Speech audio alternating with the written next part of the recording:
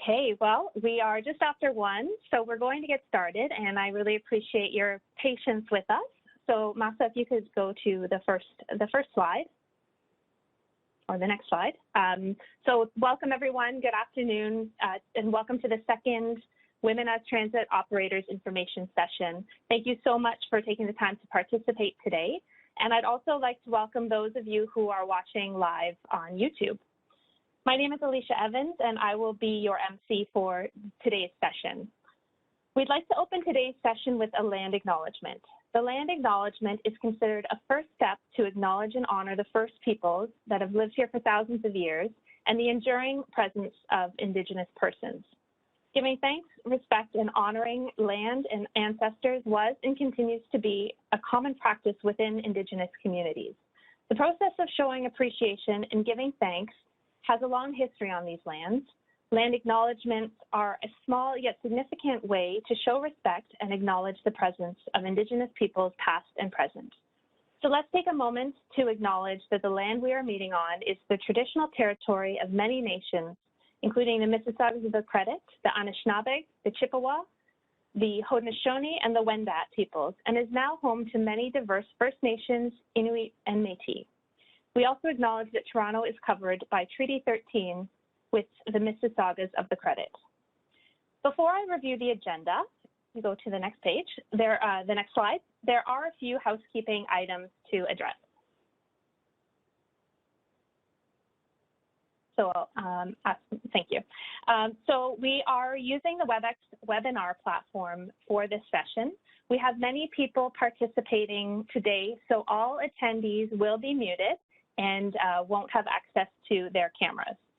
So this means that we will be inviting you to participate through the Q&A box. And you can access this by clicking or tapping on the Q&A button on the bottom, should be about the bottom right of your screen. And you can use this feature to submit a question for the TTC panel. But just be sure to send your questions to all panelists. No other attendees will be able to see the questions that you submit. Now, we know that technology issues can and do happen, and we might have a few today with a couple of our speakers. So we really appreciate your patience with us while we work through this. And now, if you are having any issues yourselves, please feel free to use the Q&A box to ask for help. We have staff who are monitoring this throughout the meeting and will do their best to help you out as they can. Now, if you are listening to the meeting only through the phone-in option, or if you are watching via the live stream on YouTube, you can reach out by email to jobs@ttc.ca after the presentation to ask your questions. The presentation and discussion today are closed captioned. If you would like to view the captioning, please open the multimedia viewer, and you can access this through the button at the bottom of your screen. It might be next to the Q&A box. This webinar is also being recorded and will be available for viewing online within a couple of days following the event. Next slide, please, Masa.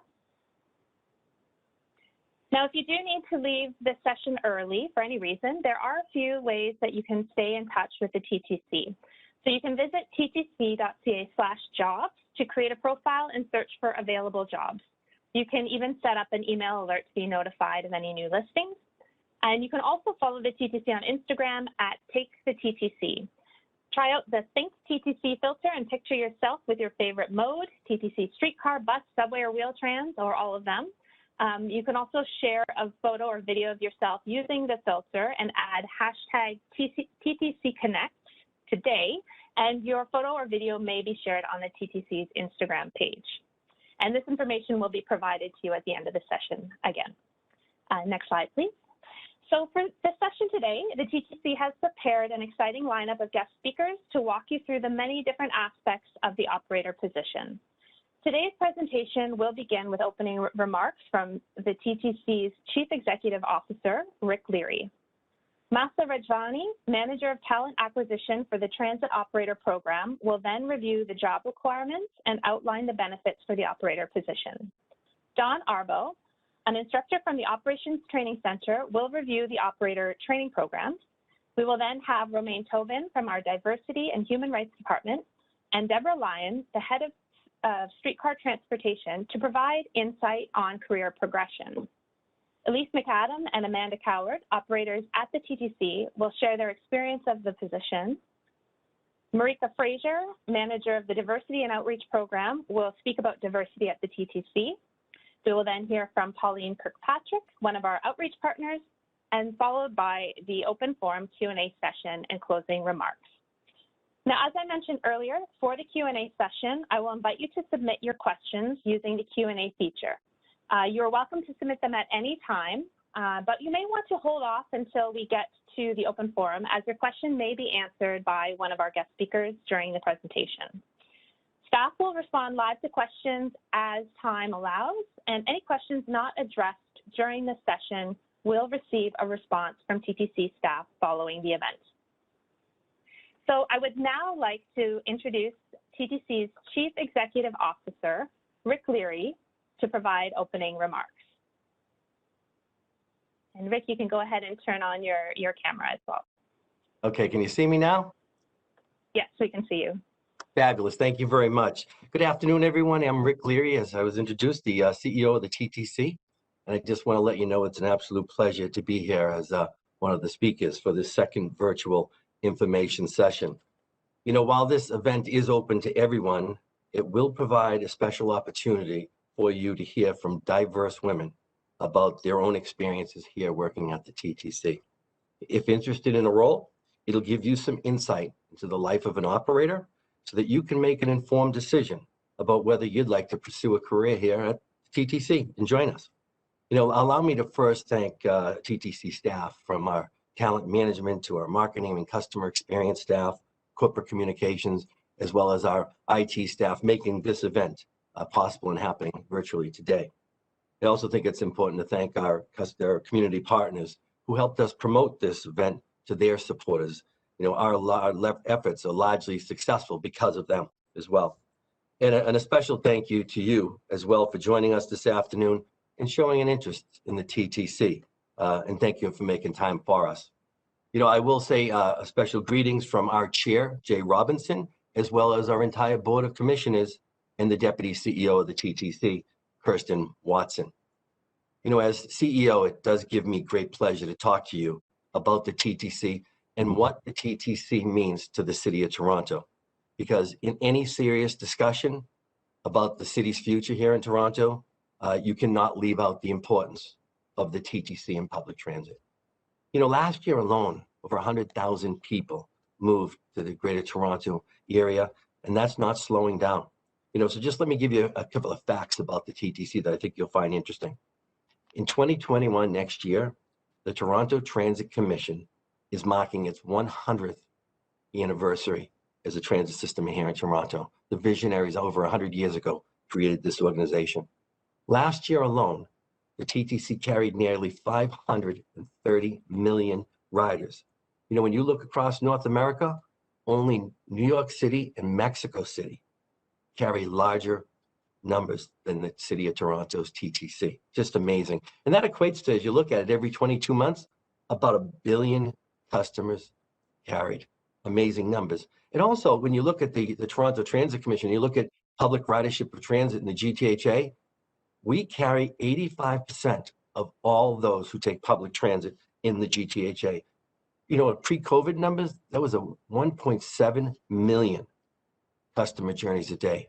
Really amazing numbers when you think about it. You know, I tell you that we are hard at work building a world-class transit system for Toronto, and not just for the time that we're in, this 4 or 5 year period, but we're thinking out long-term over the next 25 years. You know, what do we want to be? We want to be more accessible. We want to be more efficient, more flexible, and more transformative. You know, we're looking at innovating our electric buses, for instance, integrating with other parts of the regions, and as well as being more reliable, and I would say to you, most importantly, more inclusive. So why would you want to work at the TTC? Let me just tell you, there's so many reasons why. You know, the TTC is a good working environment, and employees have high regard for both individuals as well as team efforts. You know, many of us consider the TTC and the people that we work with, this is a second home. The TTC has amazing benefits and a very strong pension plan, you know, and you get to work outdoors and interact with the public. You know, you're always on the move. And I tell you, I've been here 7 years, but I'd also tell you get to work for the best transit system in North America. That's the way I feel.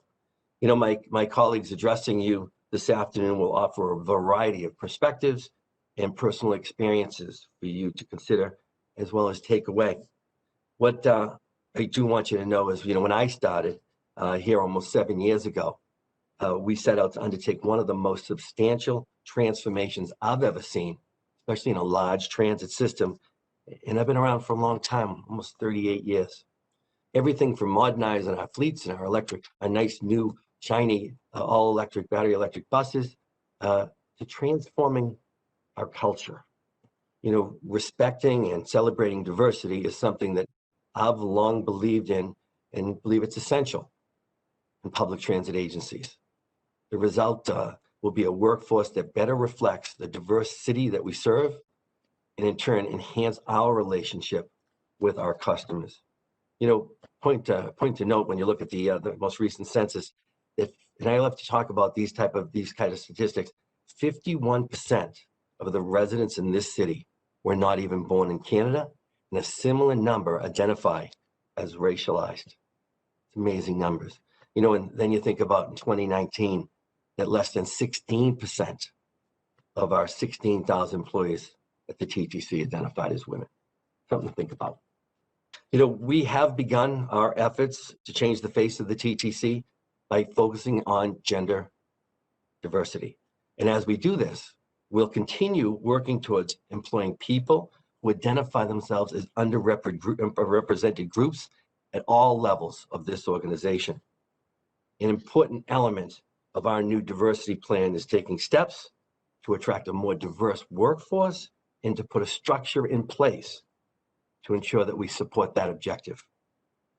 To hold the TTC and myself accountable, we have set ourselves a goal of working towards hiring or having at least four, I say, of every 10 new operators hired in 2021 as identifying as a woman. I believe this is possible. I believe it starts here, and I believe it starts today. We can make a difference. When you use the city of Toronto as a benchmark, around half of the residents of the city, as well as the riders who take the TTC, identify as female. That's, again, significantly more than the 16% of the workforce here at the TTC. So I would say to you, that's why we believe diversity at the TTC matters. I hope you enjoyed today. I know I'm going to. It's going to be a fabulous event. You're going to learn a lot. You're going to meet a lot of people. So enjoy yourselves and stay safe. Thank you very much. I'll turn it back over. Thank you so much, Rick. We will have Masa Rajvani, Manager of Talent Acquisition for the Transit Operator Program, who will now introduce you to the operator position. Thanks, Alicia, and good afternoon to everybody listening. Thank you for attending the second Women as Transit Operators information session. And we're here today to give you more information about the TTC and show you why joining this organization as a transit operator is only the first stop to your new career path. We invited some really great women here to come and speak with us today about working here and to share their experiences, their good times, and some of their challenges. Throughout our presentation, you'll begin to understand why the TTC is continually recognized as a top employer in the GTA and in Canada. Transit operator is the most recruited position in our organization, with over 40% of employees as operators. They play a key role in keeping people moving throughout the City of Toronto. Our bus operators are assigned to one of are assigned to one of 4 different modes of transportation. These include bus, streetcar, wheel-trans, and in the near future, light rail with the opening of the crosstown. How you are chosen for a mode depends on TTC's workforce requirements. However, the majority of our new hires are in our bus mode. So the minimum requirements for this position is to have frontline, face-to-face customer service experience, a non-probationary Ontario driver's license, Class G in good standing, a good driving record, and a grade 12 secondary school diploma or a GED or its recognized equivalent. And you can find more in-depth information about our requirements on our website at ttc.ca/jobs. So what are we offering at TTC? Our operators are one of the best paid in the province, and the salary is negotiated by the union with a paid training program. As a unionised member of the local 113 Amalgamated Transit Union, your starting rate will be $27.69 an hour, and you will receive an annual increase until you reach the top of the rate, which is currently at $36.16 an hour. Our comprehensive benefits package includes group life insurance, health, dental, and vision care. A full-time regular employee contributes an employer match pension plan, and these benefits become available to you after 6 months of full-time regular employment. Our operators play a key role in delivering an essential service to the City of Toronto. We're always on the grow, and despite this pandemic, this is a very exciting time to be part of the ongoing modernization that is taking place at the TTC. We also offer opportunities for growth. Lots of our transit operators choose to stay within the operations branch where they can become operations supervisors, transit control dispatchers, and station supervisors, just as an example. And others may decide to pursue a career path in a different field altogether and move on into positions like training instructors, divisional manager, and even in our skilled trades. The options are really endless. We do offer in-house training and career development programs. We have career and education advisors available to help our employees, and with resume and interview preparation, we also provide consultation to help you reach your potential goals. Thanks, Alicia. Great, thank you, Masa. I will now invite Dawn Arbo, the Manager of Rail Vehicles from the Operations Training Center, to review the operator training program. Hey, good afternoon, everyone. My name is Dawn Arbo, and I'm currently the Acting Manager of Rail Transportation in the Training Operations Center. I started my journey with the TTC 22.5 years ago as a bus operator, and eventually I progressed my career through different avenues, which led me to the current role that I'm in right now. Among my responsibilities is managing 38 professional rail instructors. I love the role that I'm in right now as I get to watch people grow and people to succeed. I'm pleased to be speaking to all of you today about what to expect from our training team once you're hired here as an operator.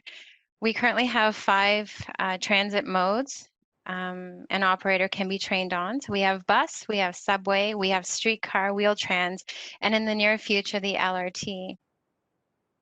All of our programs are between 25 to 30 days long with paid training, thankfully. Bus initial training is a duration of 25 days, and the course consists of day and night driving, nightly homework, written and practical tests. After day 16, you will be driving a real bus on various routes in service and 5 days with divisional trainers, both AM and PM shifts for a full shift to get the full experience of an operator. Final written tests and practical driving tests to end the course with a CZ license attached, and that's for our bus initial training. Our subway initial training is a duration of 27 days, and the course consists of both AM and PM time frames. Nightly homework, written tests, and practical tests with a 80% required to pass. Training consists of learning how to operate and guard the train, how to fix disablements, and a mandatory track walk is also completed with a train passing you at 15 kilometers an hour. 5 days are provided of divisional training to get the full experience of a subway operator. And then we have our streetcar initial training, which is 25 days. The course consists of both AM and PM time frames. There's nightly homework, written tests, and a practical test with an 80% required to pass. Operating a streetcar on various routes during AM and PM rush hour, disablements taught and tested, and 5 days are provided of divisional training to get full experience. Final written tests and practical operating tests are also to be completed at the end of the course. And then we have our Wheel-Trans operator training, which is a duration of 30 days. The first 13 days of the program consist of MTO material with the aim of bringing the trainee up to the required class of license. Upon completion of the MTO requirements, they are then introduced to more TTC Wheel-Trans-Pacific curriculum. So like the SBDIB, that's the School Bus Driver Improvement course, and there's also written and practical testing within this training. The days begin at 6 a.m. to 2 p.m. from Monday to Friday, and on the second Friday of training, there is a night driving component that's from 3 p.m. to 11 p.m. and there's homework required nightly. And then our LRT training, the duration is approximately 20 to 25 days, and the course will run from Monday to Friday, both AM and PM timeframes. And safety. So we take safety seriously in all of our training, in all aspects of operations and maintenance. It's what we're known for. A safe and healthy workplace protects our workers from injury and illness and reduces absenteeism and turnover, increase productivity and quality, and raise employee morale, and also reduces costs. Thank you, everyone. Thank you, Dawn.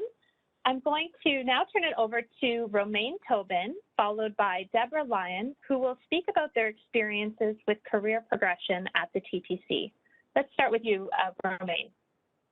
Thank you. Hello, everyone, and thank you all for joining us. My name is Romaine Tobin. I currently work in the diversity and diversity department as a diversity consultant. I have been here at the TTC for almost 14 years. I started out as a bus operator, drove for 4 years, and then went on to become a route supervisor, held that role for 4 years. And then moved on to be an instructor. As an instructor, I was responsible for training new bus operators, like some of you. I was also privileged to be the lead instructor responsible for training new supervisors. I then went on to become an employee development specialist. And now in my current role, I am a diversity consultant tasked with developing a formal mentorship program for the TTC. So the TTC has been more than a job for me. By working in various departments and especially as an instructor, I cross paths with a lot of employees within the organization. And I can honestly say this was my second home, or is my second home. And the people here, they're my second family. I like to say I grew up in this organization, both personally and professionally. I enjoyed every moment of my time as a bus operator. I was able to interact with the community and meet a lot of different people. I learned a lot about building relationships. As an operator, you will wear many hats. You'll be a driver, a confidant, a customer service representative, and the list goes on. The shift work at the TTC varies, as you've heard earlier on. You all know the TTC operates 24/7, 365 days a week. So I was able to make this work to my advantage. One of the reasons I took the job here at the TTC was to be able to pay for my education. As a bus operator, I had the option to work nights, and I intentionally chose to work nights so that I could attend my lectures for classes and during the day and come to work at nights. To be honest, I actually preferred the nights because it was very different. The pace was much slower than during the day. Plus, I was able to run whatever errands I had during the day because the stores were less busy. My husband, he is also a bus operator here at the TTC, and he works nights.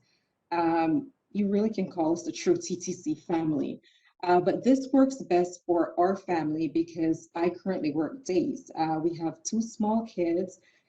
Before COVID, our arrangement was he would take the kids to school, and I would pick the kids up on my way from work.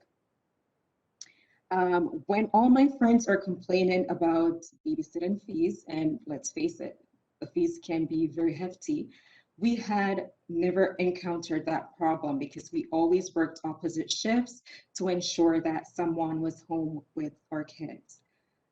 One of the main things I miss about being an operator is the weekly paycheck. So because I'm no longer an operator, I'm considered a staff employee. And as a staff employee, I get paid bi-weekly. But I really enjoyed when I was an operator, every Wednesday, checking my bank account, and there was that paycheck. I love to travel, and one of the perks about working at the TTC is you get paid to take a vacation. So before COVID, we were taking 2, sometimes 3 vacations per year, and exploring other countries within the world. Of course, it's different now because of COVID, but once it's over, we'll go back to it. I would say the 2 perks that attracted me to the TTC were the fact that they would pay for my education and also their pension plan.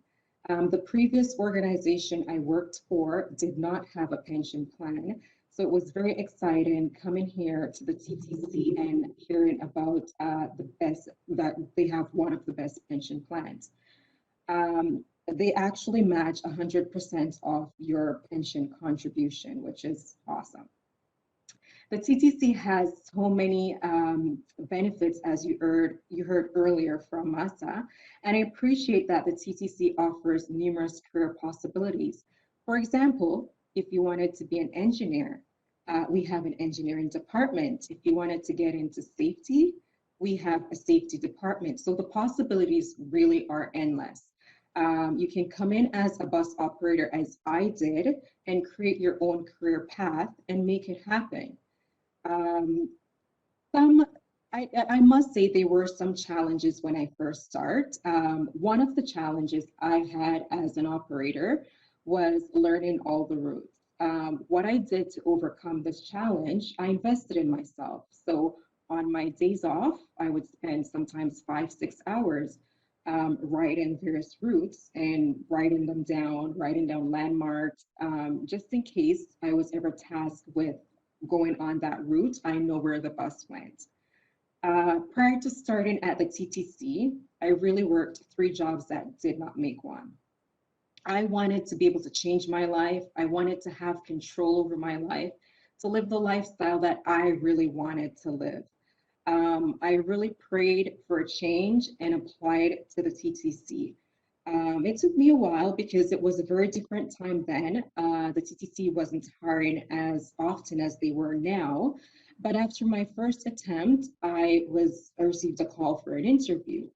And I went in for it. And, you know, one of the panelists on this call today, she was on the actual interview panel at the time, and she used her good judgment and took a chance on me, and here I am 14 years later, very happy I did take that chance and opportunity to come and work for the TTC.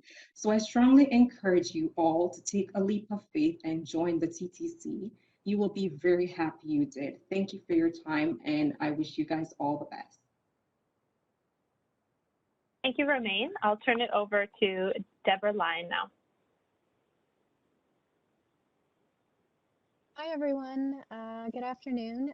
Thank you for joining us on this encore presentation of our operator recruitment. We're happy to have so many participants here today. So I'm Deb Line, and similar to Romaine, I'm going to speak to everybody a little bit about my journey through the TTC, my career progression.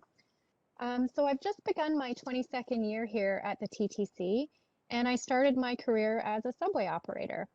I then progressed to the position of auxiliary instructor and subway supervisor. And over the years, I've held progressively responsible roles. As was mentioned earlier, I became a divisional assistant manager in 2012 and then progressed to manager for both subway divisions. So that's Wilson Division and Danforth Division. And that encompasses subway lines 1, 2, 3, and 4. Now I'm a transportation department head for the streetcar transportation department. This organization has provided me with a myriad of opportunities, and I feel so fortunate for the career that I've developed here at the TTC. And it all began when I applied to be a subway operator. I remember feeling overwhelmed when I found out that I got the job as an operator because I knew it was going to change my life, and it did. As a single mom, working for the TTC afforded me the opportunity to provide for my son, and I was so grateful to have such a stable job with great healthcare benefits, great wages, and pension plan. Working for the TTC also provided me with opportunities to do things that I never thought I would or even could. I couldn't have imagined then the path that my career would eventually take here within this organization. I still remember my first day on my own as a new subway operator after training was complete. I was so excited, and I could not believe that they were letting me drive this huge train with all of these people on board. It was exciting, and I encountered so many different scenarios each and every day. I enjoyed being a part of something so big and what I felt was so important. Public transit is such a vital part of our city, and getting people to and from work, school, appointments, or just getting them where they needed to be made me feel like I was making a contribution to my city.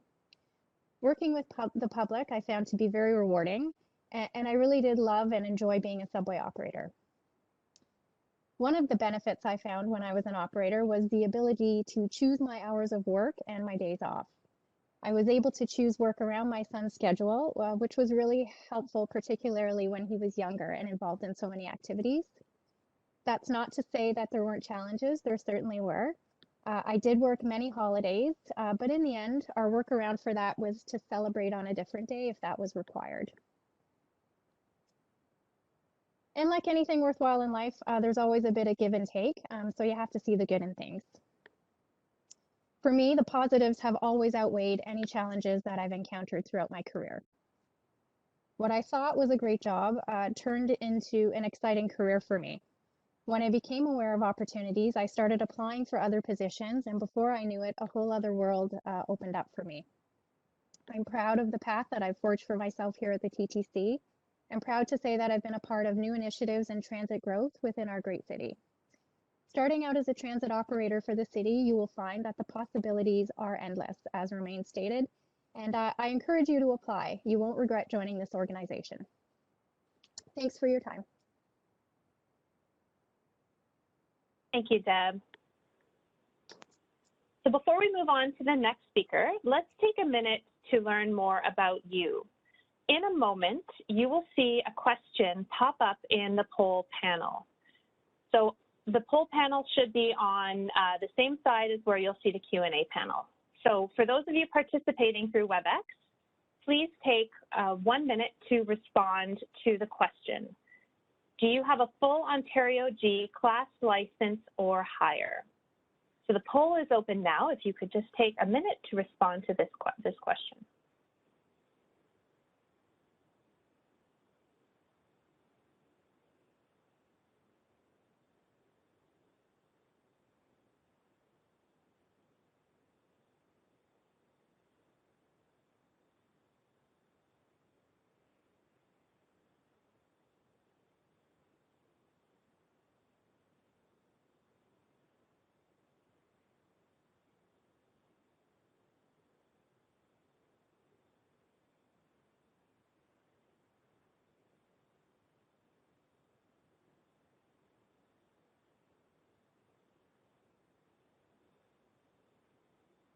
Okay, just another 10 seconds.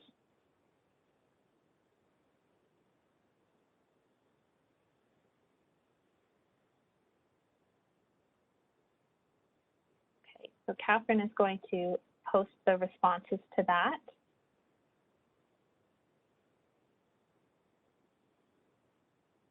Okay, so 62% of you who have responded said yes, that you do have a full Ontario G class license or higher.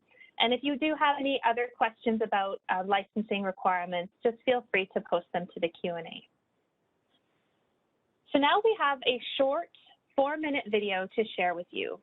Now, for those of you who are using your phones to access the audio only for the session, you may not be able to hear the audio, and that is a glitch in the system, and we apologize for that. However, this video will be available. I actually think it is currently available on the website to view following the event. So I'm going to turn it over to Masa now to press play on that video.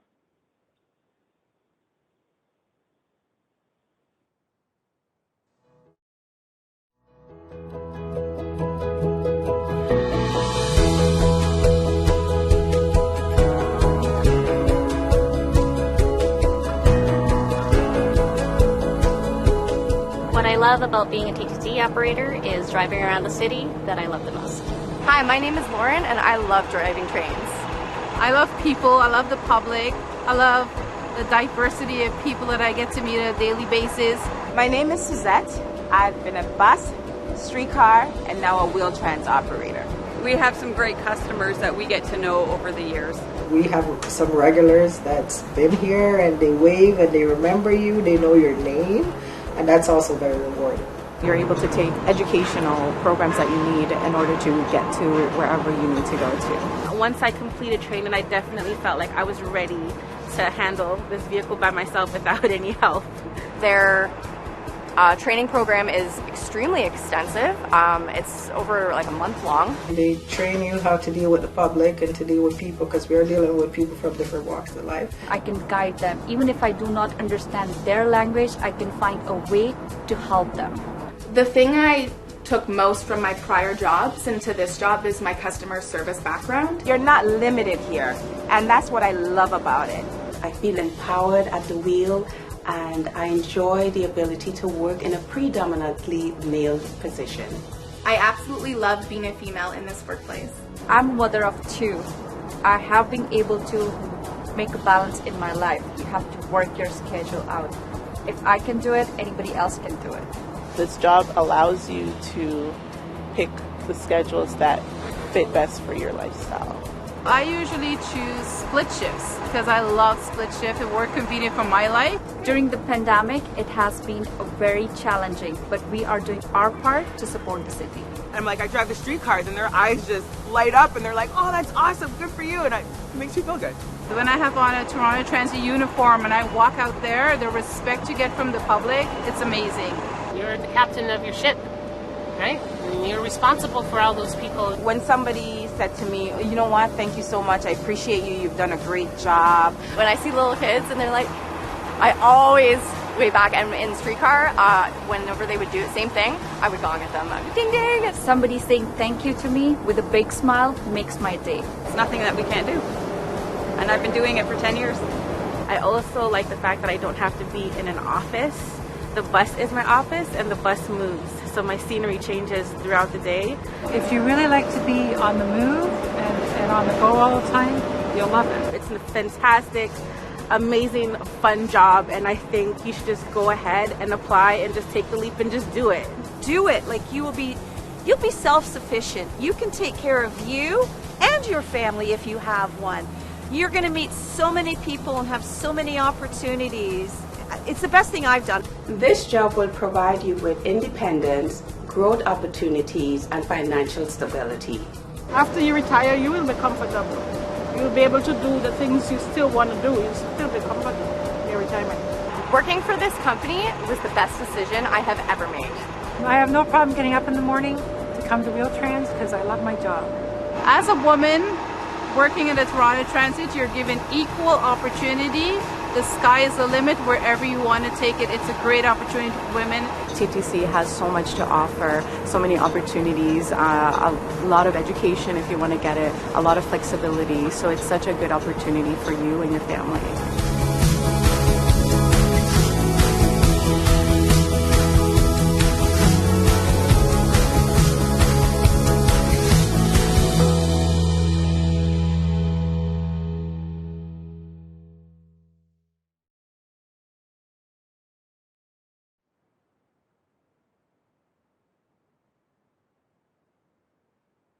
All right, so just a reminder to all that that video is available for viewing again on the TTC website. And I'm just going to give Masha a moment to pull the presentation back up.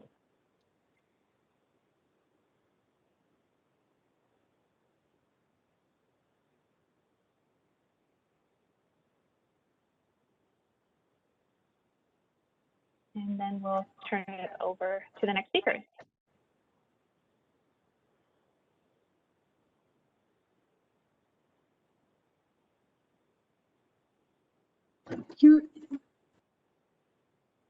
Just a moment. There we go. Perfect.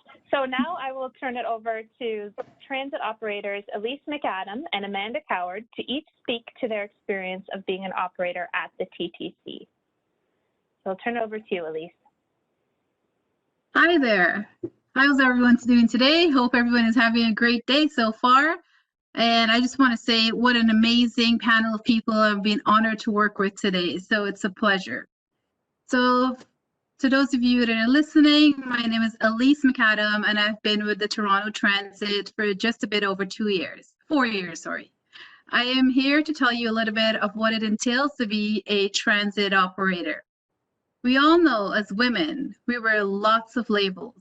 We're mothers, wives, daughters, and the list goes on. And we can add to that list the potential of a proud TTC employee.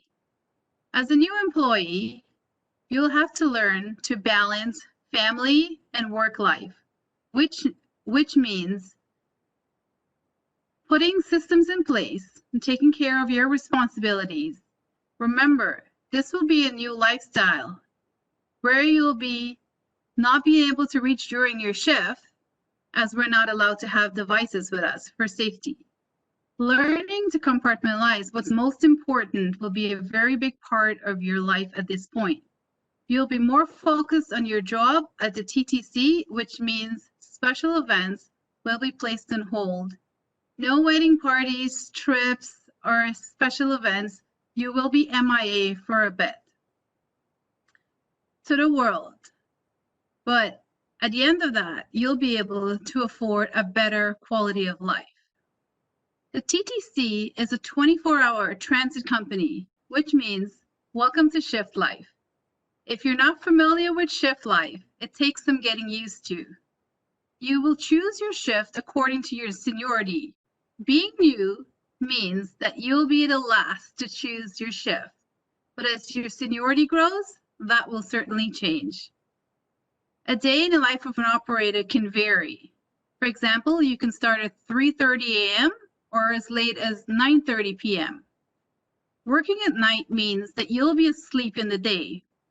What I do to accommodate that, when I start, I bought different things to help me with that, such as sunblocker curtains to help me sleep during the day. My favorite shift is a split shift.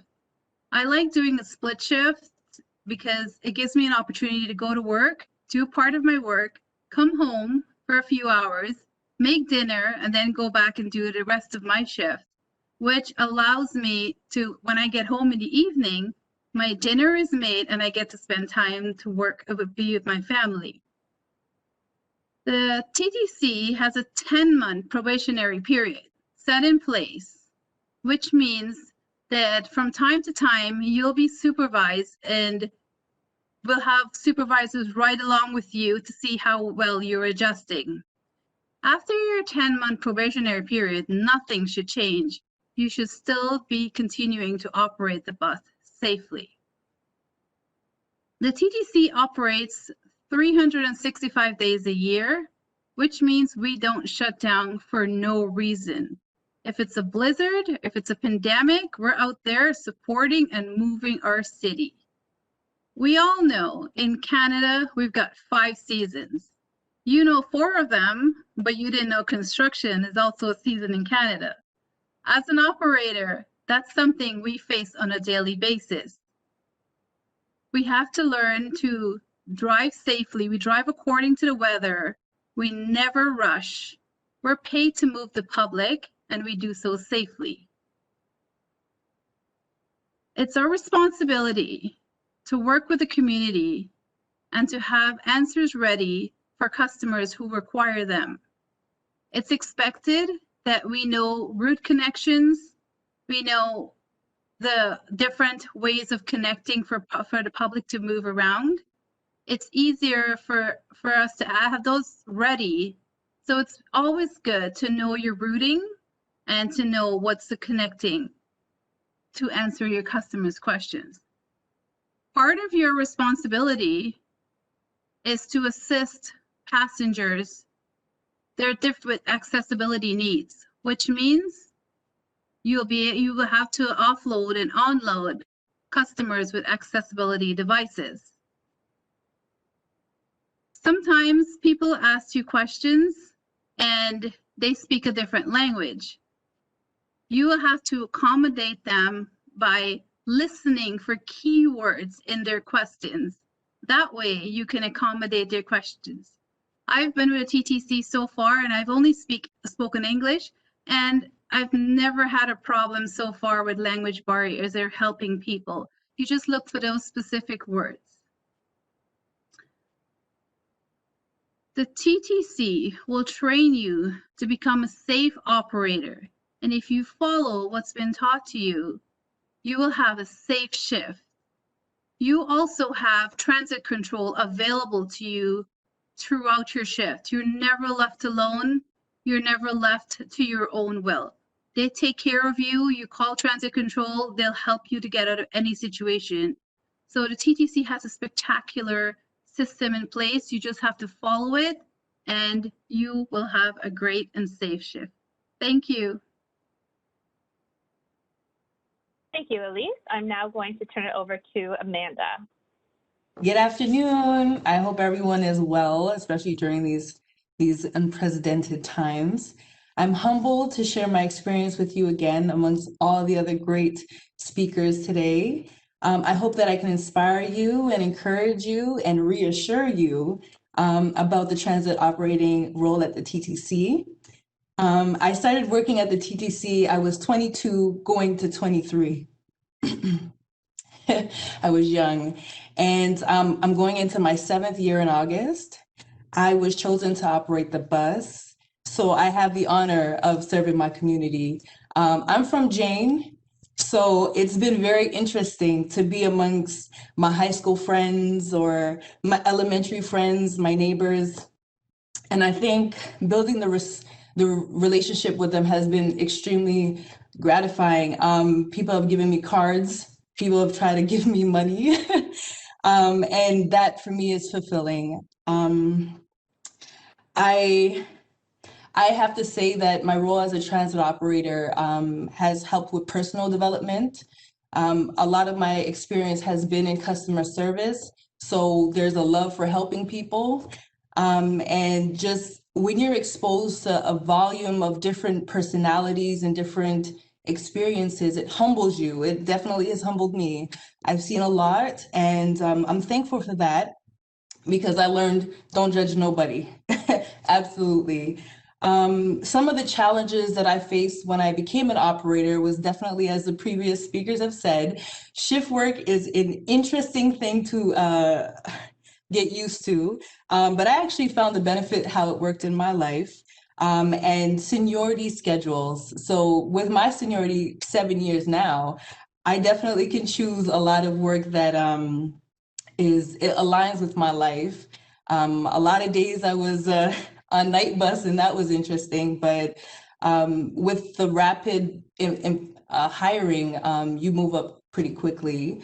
And yeah, with that being said, I was exposed to a lot of routes. I was exposed to a lot of working different shifts. Preferably, I like the late relief. I am a single mother, or a single parent, and I have 2 young ones, and I'm able to take my daughter to school, pick her up, and head for my day. I do have support from my mom, and there's been times where that was hard. And when I go to my managers to ask for accommodation, whether it's an emergency, they've been more than willing to help me out with that. So I appreciate that. And sometimes, I'm on my bus and I sit down and I think, and I said, I am extremely blessed. I'm extremely thankful because coming in as a young person, I just came out of school and I said to myself, what am I going to do with this degree? And my cousin said to me, she said, why don't, she was a school bus driver and she applied to the TTC and she was in there for a couple of years and she's like, apply. And I'm like, okay. So that to me it's untraditional, my career path, but I've been here for 7 years and I'm kind of looking where I can go next, but they do have programs for career development.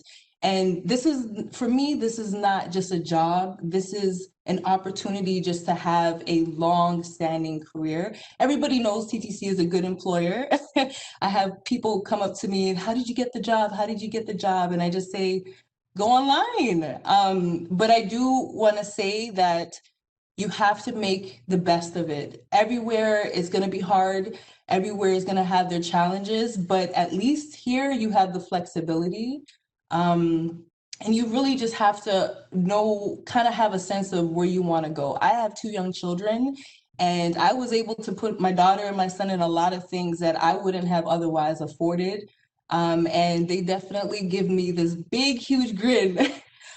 When I go to the dentist, I ask them, what am I covered for? And they're like, I'll see you next week. But that, you know, at the end of the day, for me, like I said, I'm from Jane, and my opportunities here have been able to lift me out of, you know, poverty, technically, because that's what I grew up in. So I'm thankful for that. And I just encourage every woman, like, for me, it's empowering because some women come up to you and they're like, how did you do it? How did you become accustomed to driving the bus? And I said, listen, I drive the bus better than I drive my car. And I just, you know what, sometimes you don't know where life will take you, but I've definitely met a lot of people within the organization that inspired me. So I hope this inspires you. If you've seen me before, hello. And I appreciate the opportunity to share this. Thank you so much. Thank you so much, Amanda and Elise, for sharing your stories with us. So we now have 2 additional poll questions for you, for those of you participating via WebEx. So let's take another minute to understand more about you and the feedback if any feedback you might have on the session so far. So we've heard numerous times that customer service experience is important. So how many of you have worked in a customer service role? And is this session giving you a better understanding of the role? So just take a moment. We've got about 30 seconds left on this poll to answer those questions.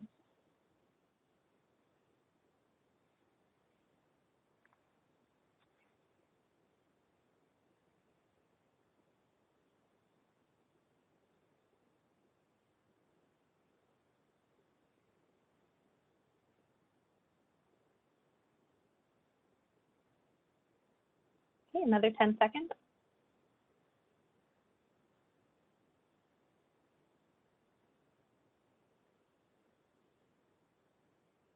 Okay, so Catherine is going to share the poll results in just a moment.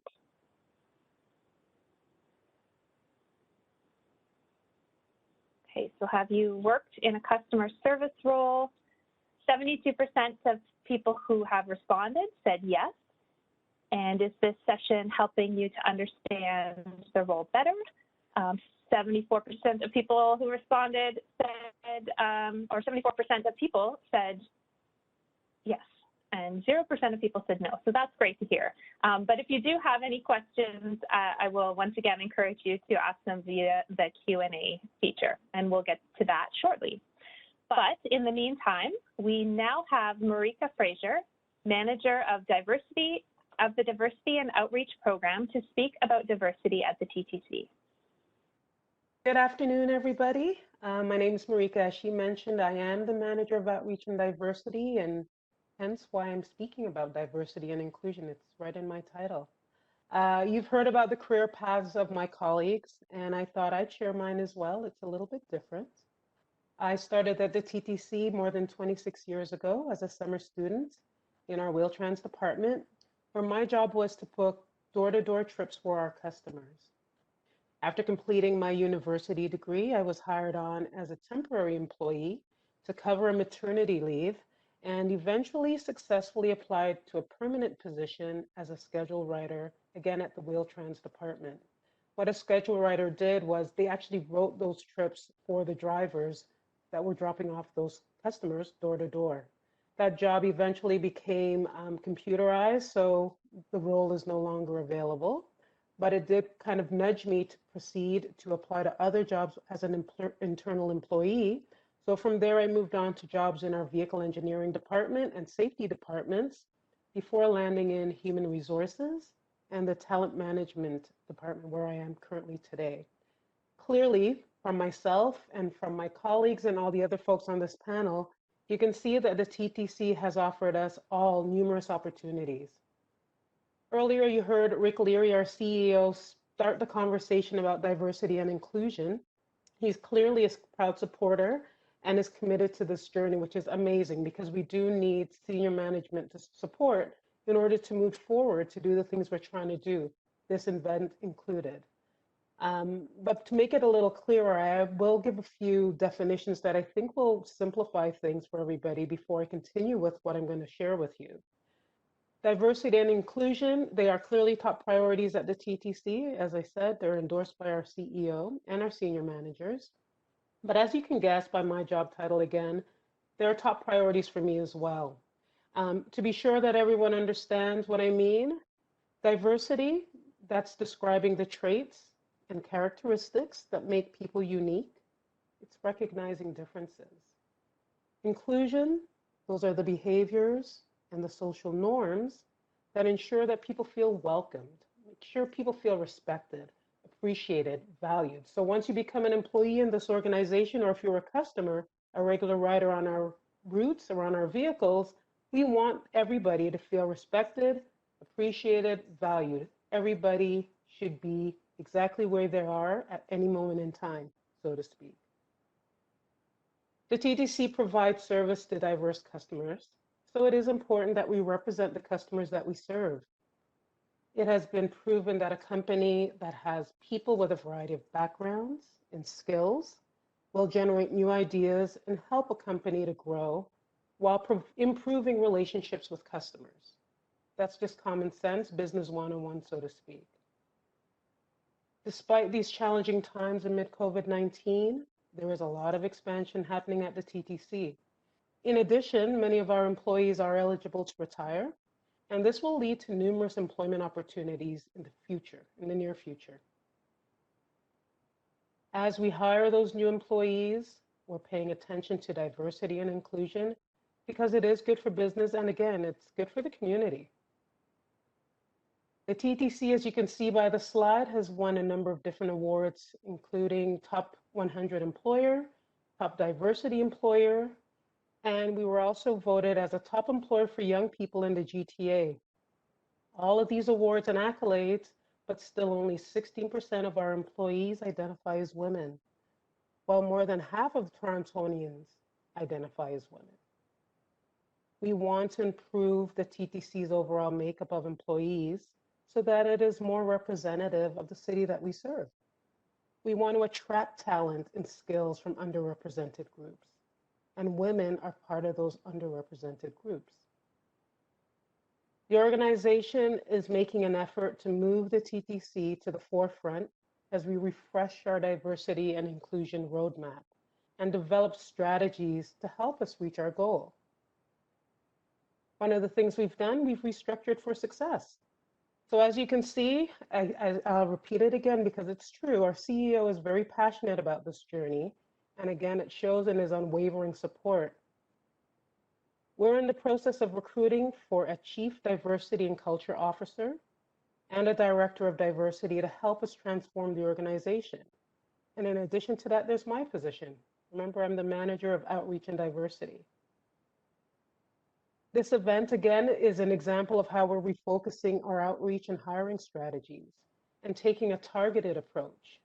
We're looking for gender equity. We want women to know that the TTC is hiring, and we want you to be included in thinking of us as a top employer. Pre-COVID, the TTC would participate in numerous job fairs and information sessions that were hosted by our community partners and various schools. I'm speaking about colleges and universities. Many women or females expressed a desire to work at the TTC, but they often wanted to know more about what is the transit operator job like. And as you heard throughout the session, the transit operator job is a very important role at the company where diverse employees can have a fulfilling career and positively affect the community.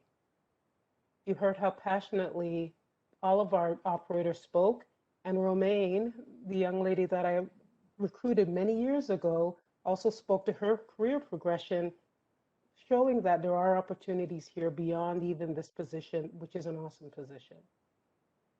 To further ensure that we are building a workforce that reflects the city's diversity, one of the things that the TTC does is collect data. You can't really make improvements if you don't know where to begin from. So following this event, you will be given a survey that will help us to understand the effectiveness of our outreach and marketing of this event. If you apply to this job or any job at the TTC, a similar survey will be offered to you. Again, it's to measure the effectiveness as to how we advertise our jobs. Know that recruiters and hiring managers will not be able to identify you or see your responses. I mean that sincerely. It is one or two people in the organization, myself being one, and that information is not shared with recruiters. Further, when you're hired on at the TTC, we will again ask new employees to complete a voluntary questionnaire to capture similar information. All of this data or information will allow the TTC to better understand its workforce and assist in developing policies and programs designed to ensure equitable treatment of all of our employees. So just to reiterate, taking these surveys will be voluntary at every stage, and information that you provide is kept in the strictest confidence. Your participation is appreciated because the information collected, again, it will help us move forward as an organization. It will help us move forward with structures to remove any barriers, and it will help us move forward in providing support to our existing employees, as well as to shape the TTC into an organization that we can all be proud of. I think there's another slide for me. There we go.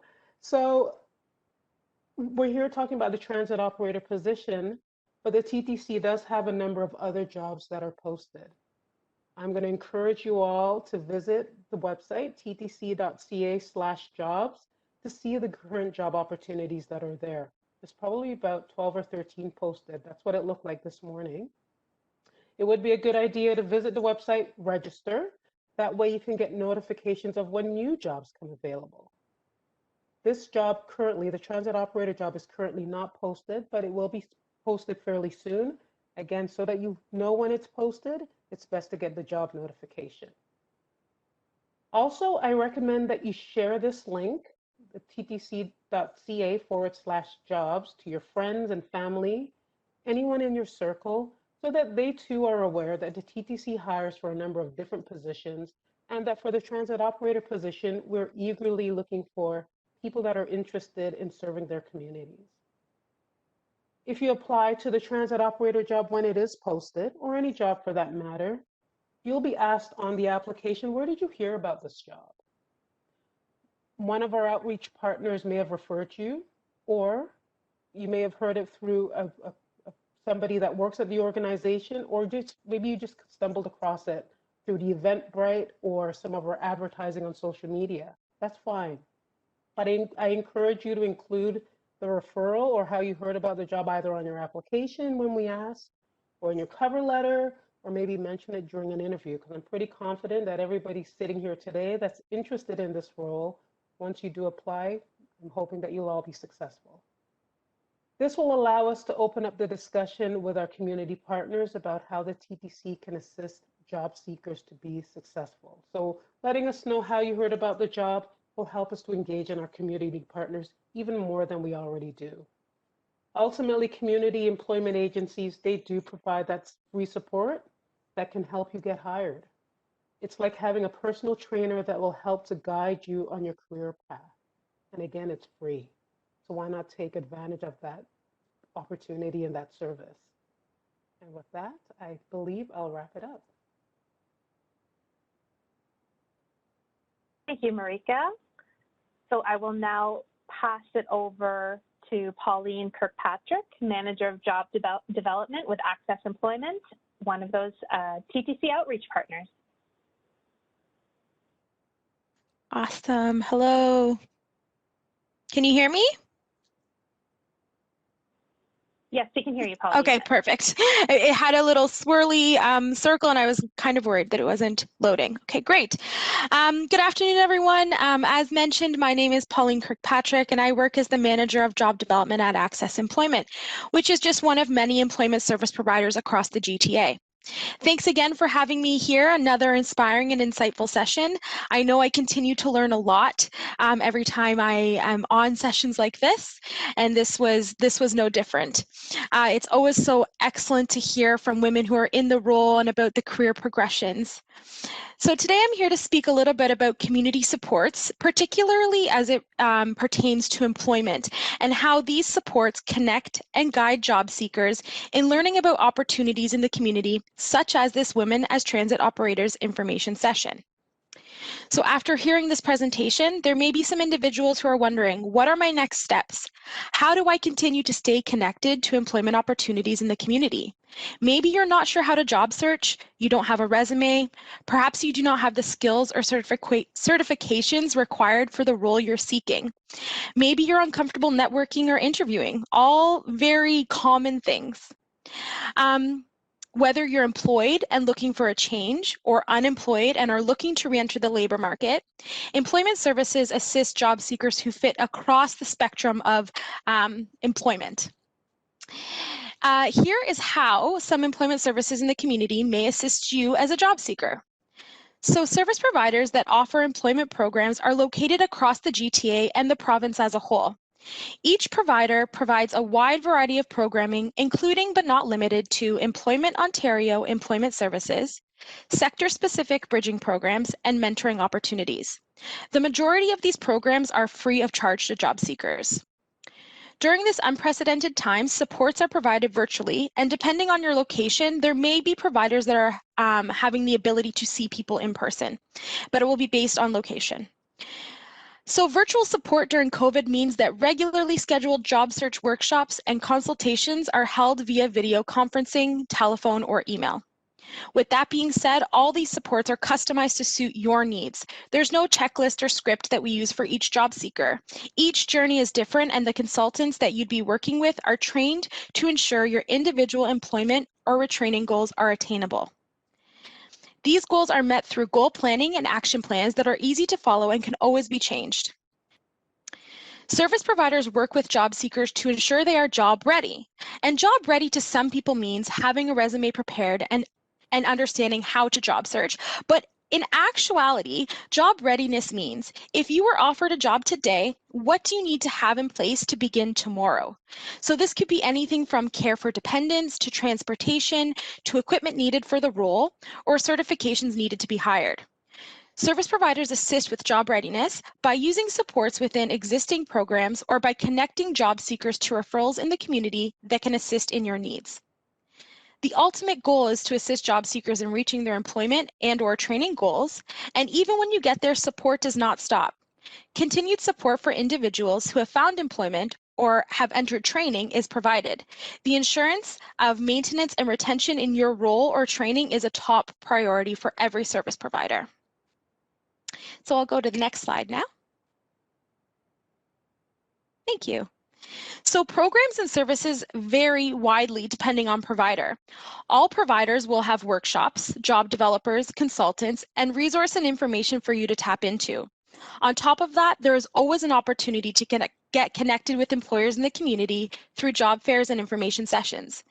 Information sessions are a great way to connect with employers who you may not have been previously aware of and who may support roles in your area of interest. They're a great way to ask questions and network without the stress of a one-on-one interview. Quite like this session today, where you're able to ask questions without having the kind of the nerves there of, oh no, am I asking it the right way? Will I know what to say next? That's why these opportunities are so great for job seekers. So on to interviews. Another great facet of working with a service provider is staff are trained in providing support for interviews through guided interview preparation and mock interviews. So you would never be left alone to head into an interview that you were not prepared for. That's exactly what a service provider will do, is work with you to feel prepared for that session. There are dedicated employment programs for basically any type of job seeker. Youth programming, women programming, individuals who are looking to increase their English language skills. There are opportunities across the city and the province as a whole to really tailor your job search based on what you're looking for. Lastly, one of the biggest benefits of working with an employment service provider is the benefit of connecting to employers. Employers in the community work with providers to promote their roles and events, and they trust that providers are working and preparing the job seekers to attend these sessions. And they know that the service providers work on providing tools to be successful in a role. Employers in your community work with providers to promote their upcoming roles and initiatives, which in turn provide you as job seekers an extended view into the current labor market. This insight is invaluable. So I'll head over to the next slide now. So in summary, wherever you are on your employment journey, employment services can help support you and prepare you to re-enter the workforce or change careers while providing you the opportunity to connect with great partners in the community, such as the TTC. You can find the information you are looking for using a very simple tool showcased here on the slide. I will read out the website, https://feat.findhelp.ca/. When you are at this website, you can select employment services, enter your postal code, and then you can go through and select the demographic you'd like to focus on. You can leave it very general, or you can kind of tailor it down to your needs. Press go, and the list of Employment Ontario service providers will be accessible to you there. And it will show you where you can go, whether it's in the area you're in now, or if you're looking to relocate and you're wondering what's available there, it will show you that too. So thank you so much to the TTC for inviting me here again today. Happy to be back, and for recognizing the importance and power of collaboration within the community. And of course, we continue to look forward to working with great partners such as yourself. Thank you.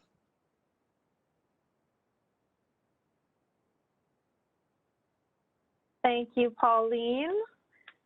So now is the time to hear from you. As mentioned at the beginning of the presentation, please submit any questions that you might have via the Q&A feature. If for whatever reason your question is not answered during the webinar today, you will receive a direct response from the TTC following the event. So I'm going to actually turn it over to Nicole now, who is going to be reading out the questions that we've been receiving. Thank you, Alicia. We're getting some great questions coming in. So the first one I think would be best tailored for Massa. Someone wrote in, I was wondering what the requirements or qualifications I would need in order to get hired by the TTC in this position. That's a really good question, Nicole. Thank you.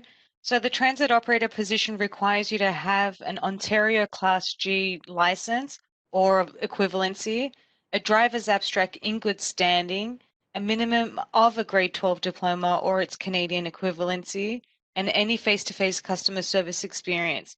And if you have any of these qualifications, you're welcome to apply to our position once it's posted on our website.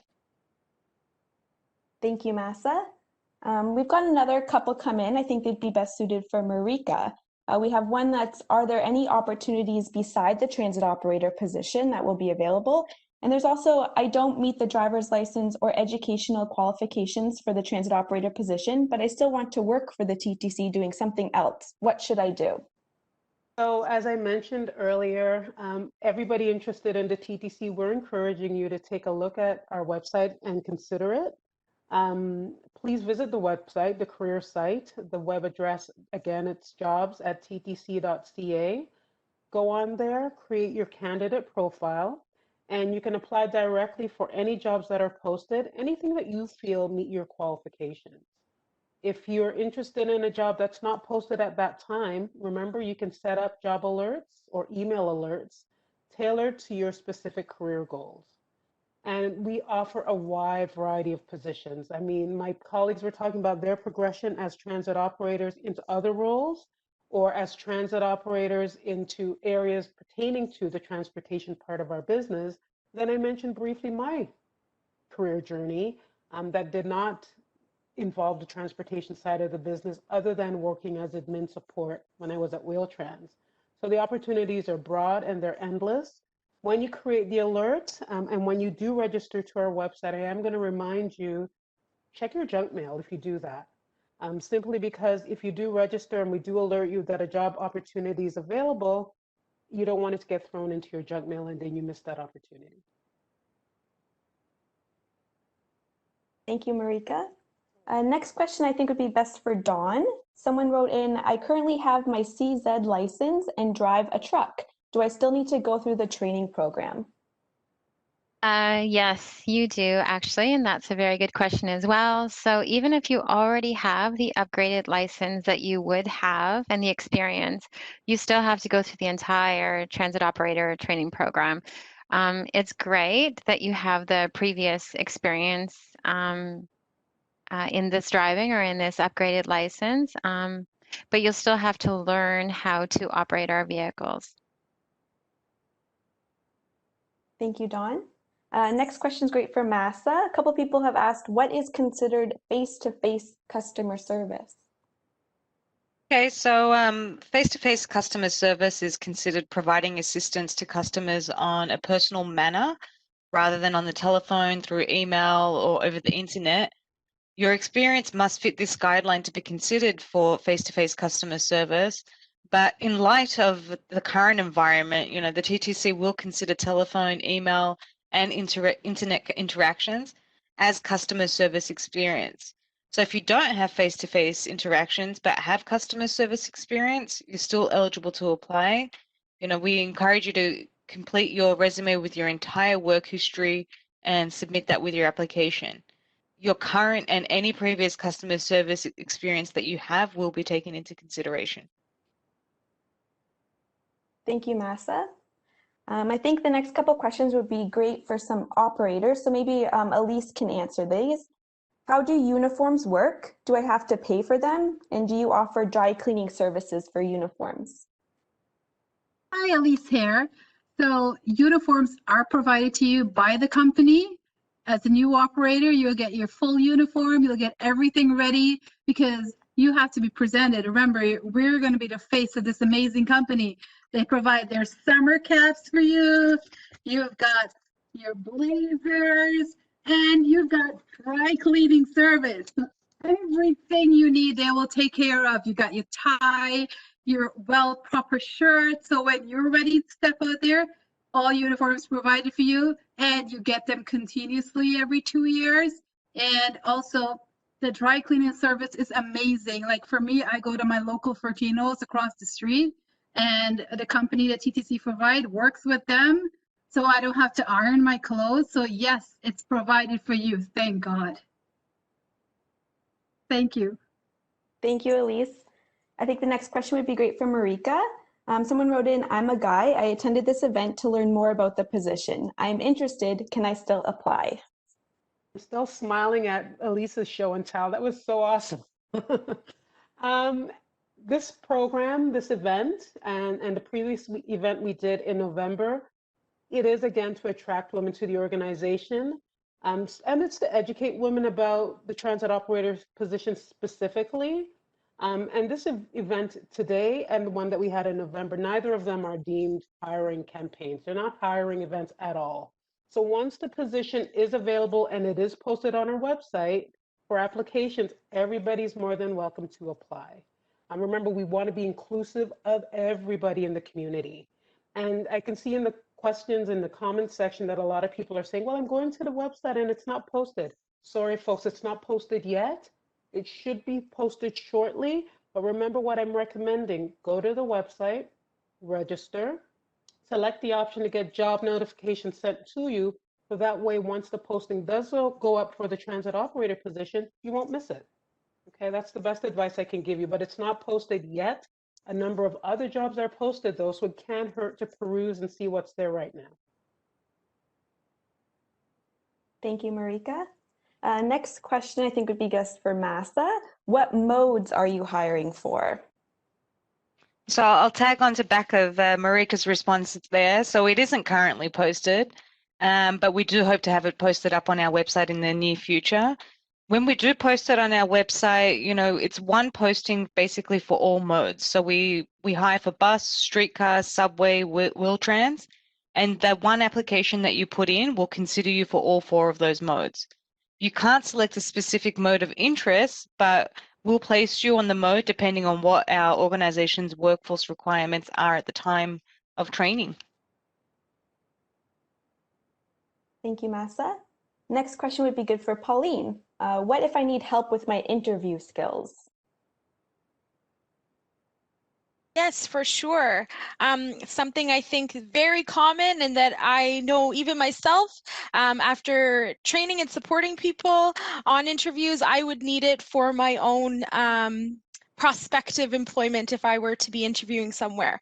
So great question. You can absolutely connect with your local outreach partner and employment agency for assistance in prepping for an interview. It's something that you don't even need to necessarily register for services. Most of the time, you'd be able to sort of get a walk-in based appointment where you can meet someone and prepare for that interview.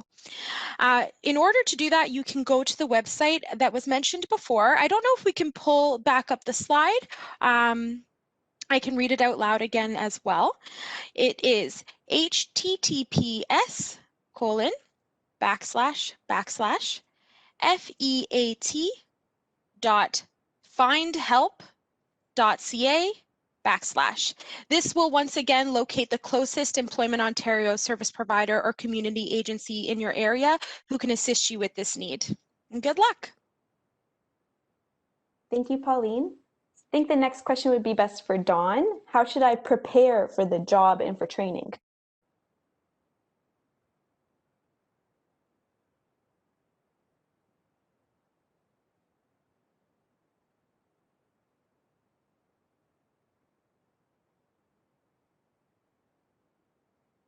Dawn?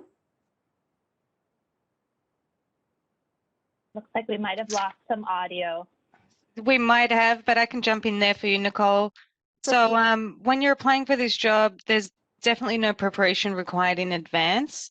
The TTC does offer an intensive training program, which will go over all the requirements of the position. So it's important to attend, pay attention, ask questions, take notes, and complete any of the assigned homework that's given to you. Thank you, Massa. I have one more question for Massa, actually. Do you only hire people who live in Toronto? Definitely not. So our organization is committed to fostering a positive workplace culture that is representative of the community that it serves. So we're committed to the principles of diversity and inclusion, as you've heard here today, and encourage participation from all job seekers. So our divisions are located all around and within the city of Toronto, but as long as you can meet the minimum requirements for the job, we encourage you to apply. You're eligible, and this is regardless of where you live. Thank you, Massa. We have a couple questions coming in that I think would be best suited for Marika. They're wondering what the safety measures are in place during COVID-19 for its passengers and even employees. That's a great question and very timely, of course. Safety is paramount in all we do. The safety of our employees and our customers is what guides our decision-making ultimately. To protect customers, we have introduced multiple daily vehicle cleanings. We are deploying additional service to our busiest routes to reduce crowding. We have hand sanitizers available in stations and on streetcars, as well as in offices. So I'm speaking more to this position, but it also applies to our office safety as well. We continue to give away masks in stations and on bus networks. And again, in office settings, we're expected to be masked up and wearing the proper PPE, protective equipment. We have also taken a number of steps to protect all of our employees more broadly.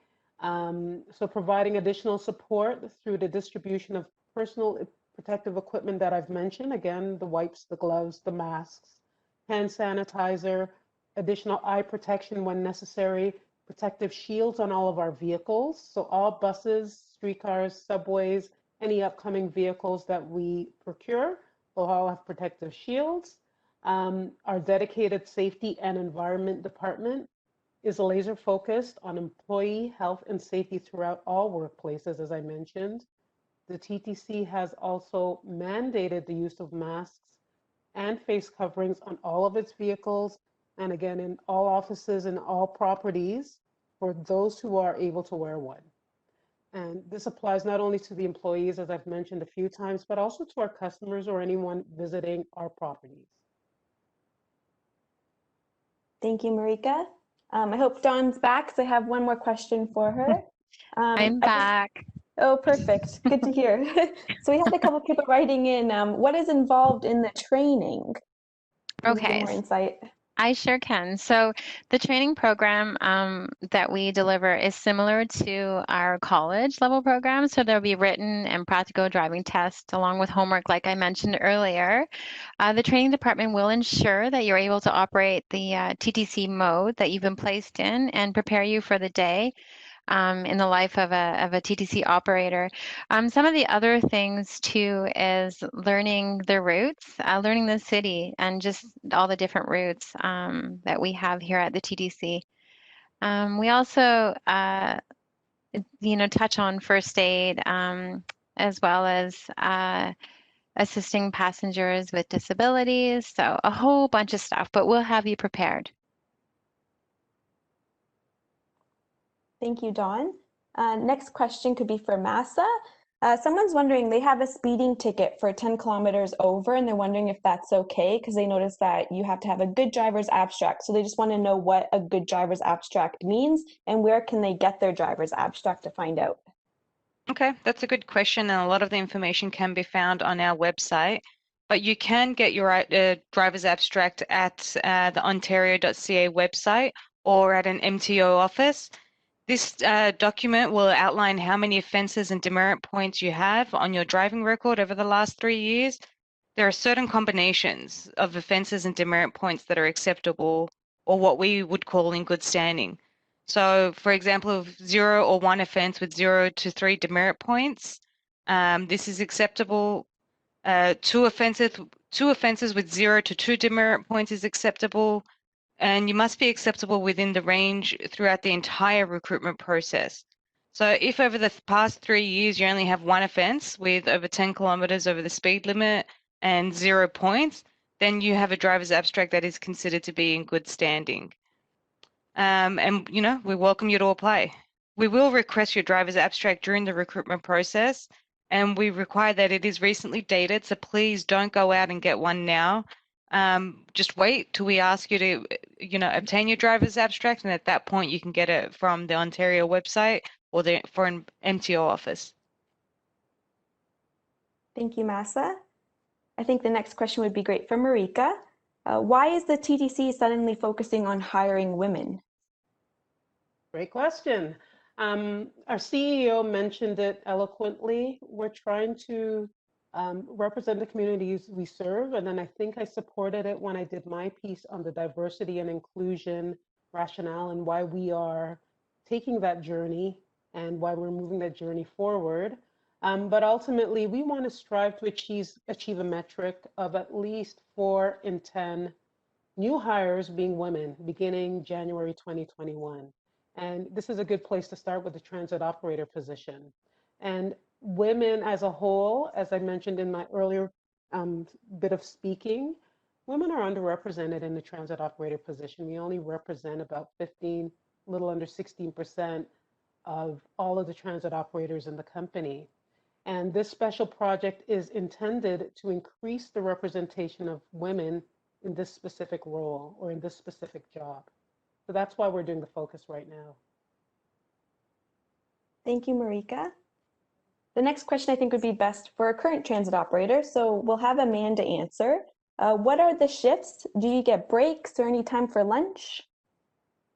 Hi again, and the shifts, because TTC is 24 hours, we run mornings, afternoons, days, nights, weekends, holidays, and everything in between. So it's 24 hours, and the travel time and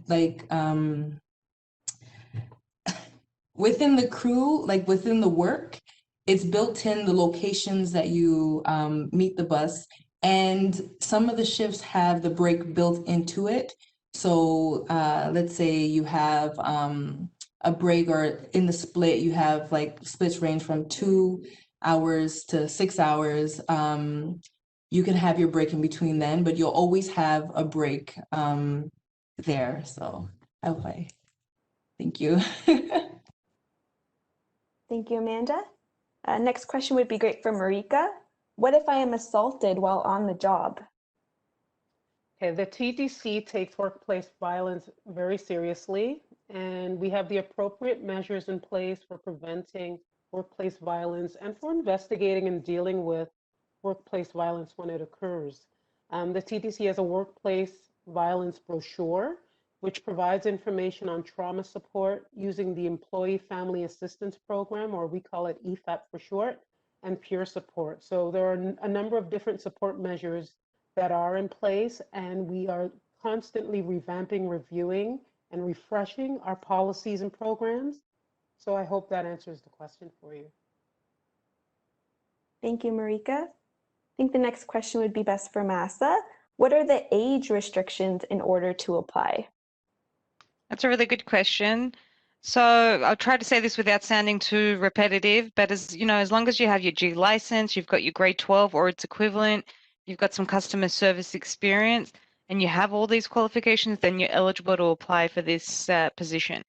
It would be good to note that, you know, under the Income Tax Act, ITA, you must start drawing on your TTC pension by the end of the year in which you turn 71. But you can still continue to work. So there are no age limits if you have all those required qualifications. Thank you, Massa. The next question would be great for Amanda and Elise. Someone wrote in, do you provide daycare? So maybe you can give some insight on that. Okay, it's Amanda here again, and the TTC does not provide daycare. However, I have my children in the city of Toronto. Daycare services that is conveniently located by my mom's area, so that's what I use. So my kids, fortunately, are grown and are in university. But what I'd say to people who have young children, the TTC will pay you enough money that you will be able to afford daycare. So come aboard, everything will work itself out. No, they don't provide daycare, but they'll pay you what your salary is. You can afford daycare, I can guarantee you. Thank you. Thank you, Elise and Amanda. Next question for Marika. I am interested in the transit operator position, but I am currently a student and would prefer a student position until I graduate. If or when will the summer student program begin accepting applications for summer of 2021? Okay, I didn't mention that I was a summer student. I didn't say that in too much detail, but stay in school. That's really all I have to say. I know it's remote. I know it's probably not fun right now, but I urge anyone that's in school, stay in school. I'm glad that you're interested in joining the TTC. The summer student position should be posted for applications in mid to late December. So we're in December now. It's December 10th today. So hopefully by the end of next week, and we'll have a deadline to apply by early to mid-January. I'm aiming at mid-January. And as previously mentioned, I urge anybody interested in working at the TTC to visit the career site, create your candidate profile, and apply directly for any of the jobs you feel that meet your qualifications. So we may not have spoken about a job you're interested in today, but if those jobs exist, it would be posted on the website. So you may be interested in IT or accounting, or I mentioned the safety department at one point in time. I mentioned that I worked in the vehicle engineering departments. If you're interested in anything that wasn't discussed today, going on to the website and getting those job notifications so you see every job that comes through. Since the summer student job is not currently posted, when you get the email alert, you will be told exactly how long it will run for. And again, that's when you put in your application. And that would apply for any job. Thank you, Marika. Next question would be best for Massa. We're getting some questions asking what is involved in the medical, and someone said, if I have a disability, will you still hire me? Okay, it's a really good question, Nicole. Thank you. So the organization does conduct a pre-placement medical assessment that aims to determine if the candidate's abilities meet the physical demands of the role that they are applying for, whether it be transit operator or track worker or whatever position it may be. So the physical assessment and testing is carried out by a suitably qualified health professional, and it's done at a third-party clinic that is contracted to TTC. That assessment includes determination of any work restrictions if required. So if you're unsure, I would not let that stop you from applying for the job. I would still apply for the job and go through the process and let that third-party contractor determine whether you're able to handle the physical requirements of the job. Thank you, Massa. Next question for Dawn. What if I fail the transit operator training program? Okay, so like I said before, our training is similar to college. So you'll be assessed, you'll be doing testing along with your homework. You're allowed to, or I shouldn't say you're allowed to, but you're okay. So you are allowed to receive 2 unsatisfactory grades. Unfortunately, if you do receive 2 unsatisfactories, you will be discontinued. And if you are discontinued, you'll be eligible to reapply as a transit operator 12 months after the date of discontinuation. But let's think positive. Thank you, Dawn. Next question for Massa. Are you paid during the training program? So our training program is 40 hours a week, and it's typically from Monday to Friday, so it is full-time hours. And yes, you will be paid for training, yay. So I believe our training program, you will be paid for 6 hours of your 8-hour day. Thank you, Massa. Next one for Marika. Does TTC supply personal protective equipment for this position? Sorry guys, I had a little bit of trouble getting my video up and running. Yes, and I mentioned it, I believe, in a previous response. TTC does provide numerous personal protective equipment items such as wipes, gloves, masks, sanitizer, eye protection, and protective shields. Our dedicated safety and environment department is laser focused on employee health and safety throughout all workplaces. Most PPE items can be obtained at your assigned division. So anybody that's successful in the hiring process and once they start training, they'll be provided with the necessary equipment. You're also provided with a safety shoe voucher at the start of employment to purchase safety shoes. So that is something that is unique to the TTC because a lot of employers do not do that. And I don't think I mentioned that the first time I addressed this question. Thank you, Marika. Next question for Massa. I have some parking tickets. Does that go against me? Can I still apply? So parking infractions typically don't go on your driver's abstract, but they can lead to suspensions, driving suspensions, if you leave them unpaid.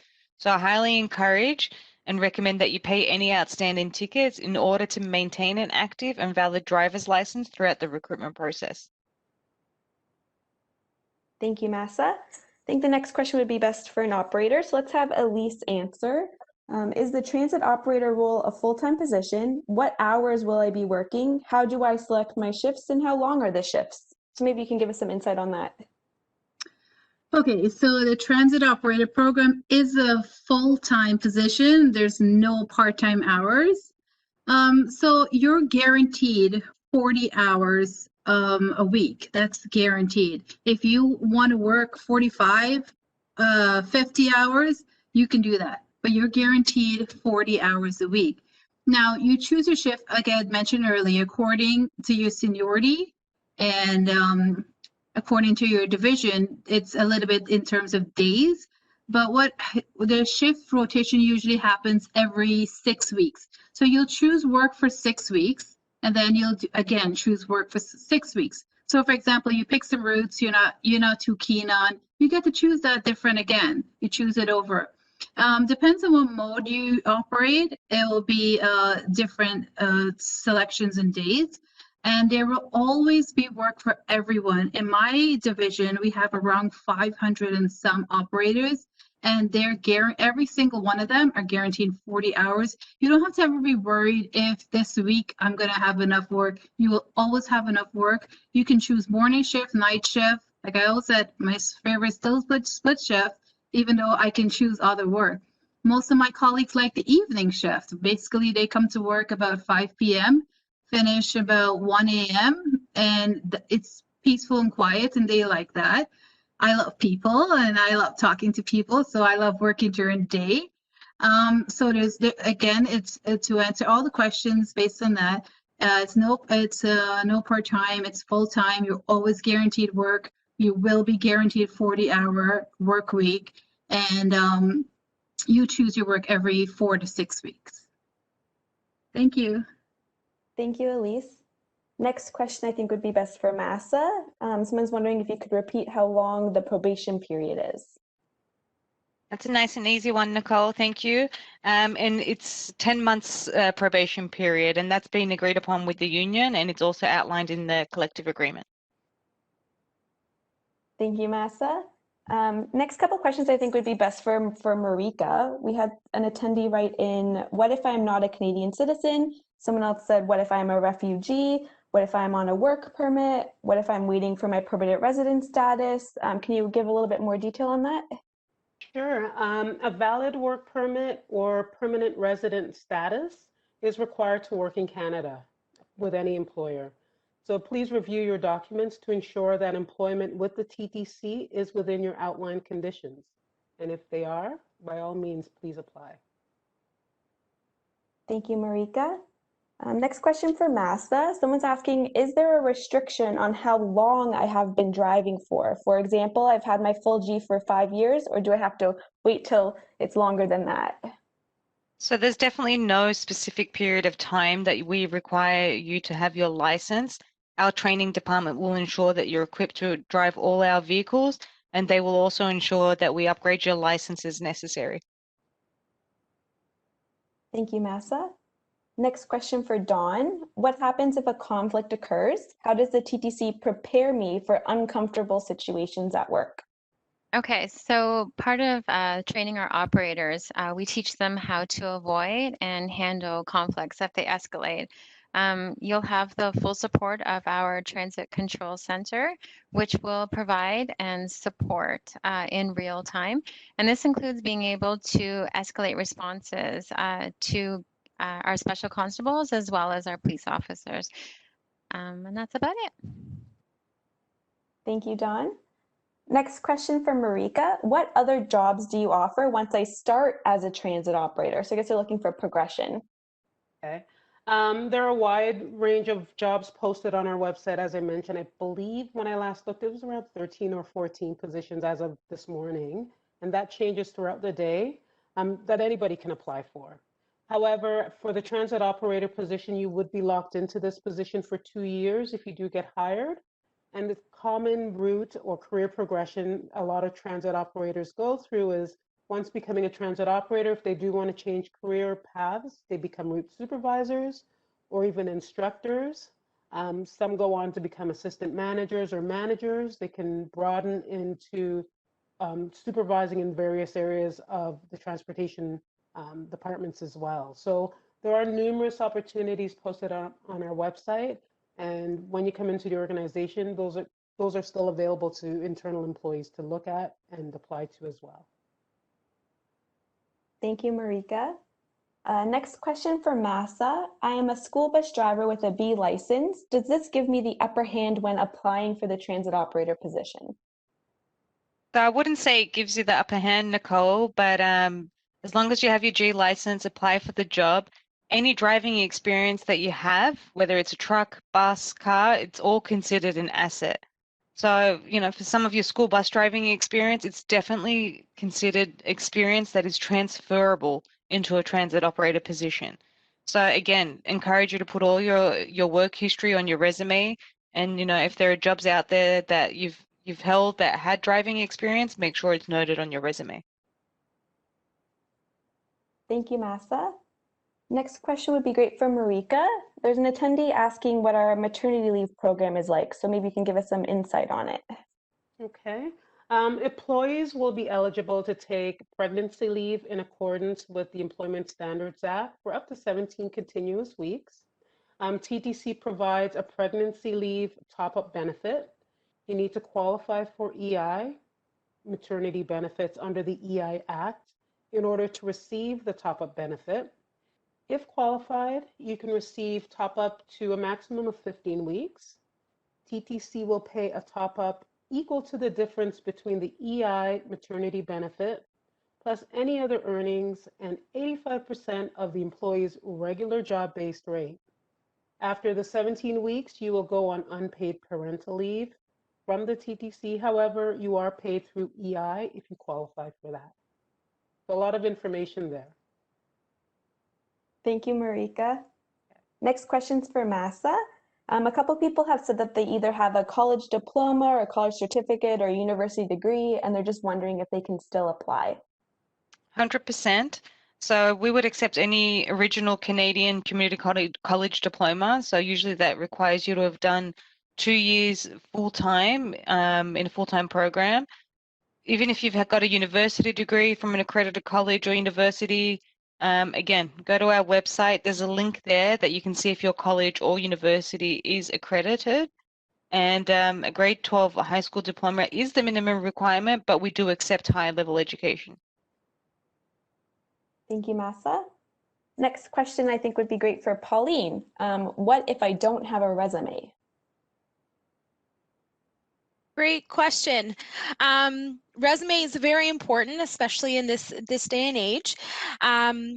But rest assured, if you do not have one, or even if you have a resume that you are not confident in and you think needs some work, once again, that is absolutely something your local Employment Ontario service provider can help out with. Consultants and job developers are trained very well on latest resume standards, applicant tracking systems, and how to make sure that your resume is noticeable and standing out amongst the rest. So once again, you can tap into the website mentioned. If maybe we could go back the slide, I won't keep reading it out to you.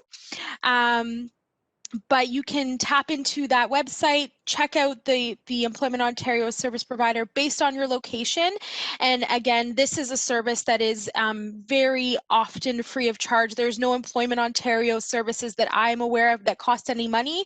So having your resume built, targeted, or changed around should be something that you could do very swiftly and feel pretty confident in. Thank you, Pauline. Thanks.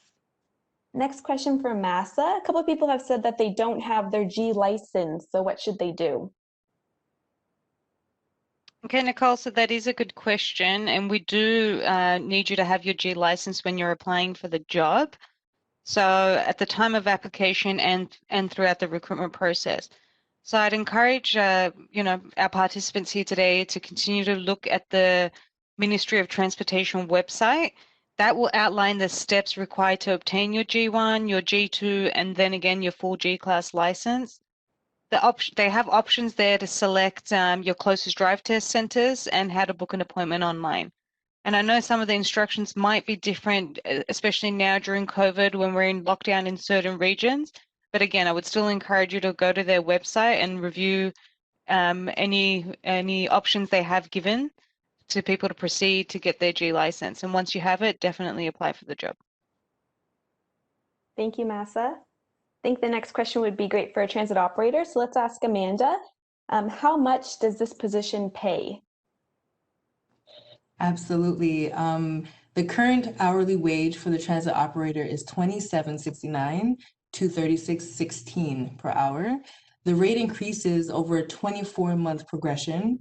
So you'll start at $27.69, then after 12 months, you go to $30.55, and then big money, 24 months, you make $36.16.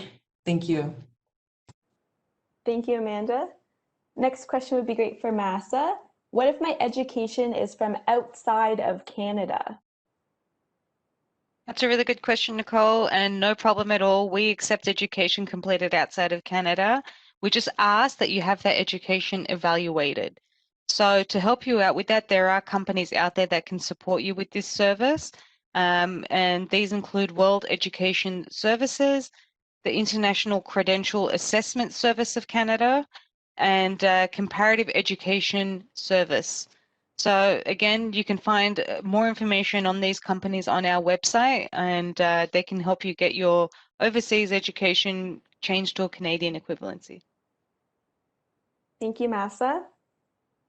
This question would be best for Marika. We had someone write in saying that what if they needed an accommodation during the application process, like at the interview? So what should they do?